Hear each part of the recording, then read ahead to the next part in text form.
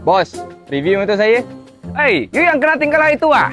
Cakap baik-baik, bos. Bukan saya yang ditinggalkan. Saya yang meninggalkan. Hei, apalah nasib aku. Tak kisahlah siapa tinggal siapa. Janji satu TikTok sudah tahu. Mari kunci. Motor naked keluaran kebanggaan Itali. Kombinasi performance, estetik dan keseriusan menunggang.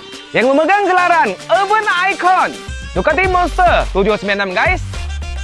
Dengan enjin 803cc, 4-stroke Desmodronic L twin cylinder, single overcam air coolant, 6-speed transmisi fuel injection dengan 87 horsepower dan 78 Nm torque. Oh, salah. Hey, bos Jam tak pernah salah tau. Dah masuk racing air filter and upgrade racing ECU.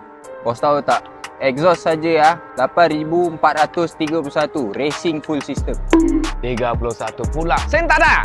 Ada bos, 31 sen SST. Orang minta detail, betul dia bagi. Horsepower berapa? Torque berapa? Dia punya horsepower 93.13. Dia punya Newton meter 84.14. Saya harap you tahu kenapa you kena tinggal. Top speed berapa? 253. Every millisecond counts. Details for perfection. Perfection means success. So guys, motor entry level untuk keluarga Monster, the Baby Monster. Upside down fork, double disc depan. Kaliper Brembo, ada ABS. Single arm belakang, single disc belakang. Bos, you orang boleh geng ah? Ya tu. Kau sabar dek. Motor car aku belum review lagi. Pakai full digital meter. Lampu depan design tersendiri. Lampu belakang LED. Signal. Sama macam horn. Sepet. Nasib baik tu you bos, bukan saya. Hey, ini motor lah paling comel. So guys, benda yang luar biasa dengan motor ini.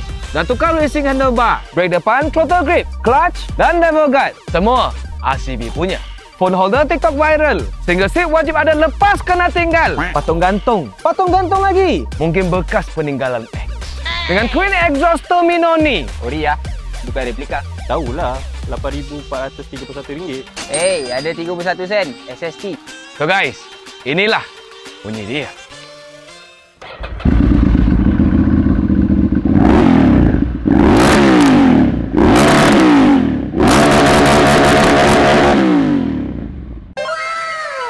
So guys, like, follow, comment, share untuk review motor seterusnya. Bos, best kan motor saya? Sakit hati time maintain motor. Dengan sakit hati kena tinggal. Mana satu lagi sakit dah? Dua-dua sama sakit hati bos. Tapi sakit motor dekat hati lagi berbaloi. At least bos, time kita susah dia takkan lari. So, betul lah orang cakap, you kena tinggal bro. Eh bos, you tak faham apa yang cakap ah? Saya yang meninggalkan dia.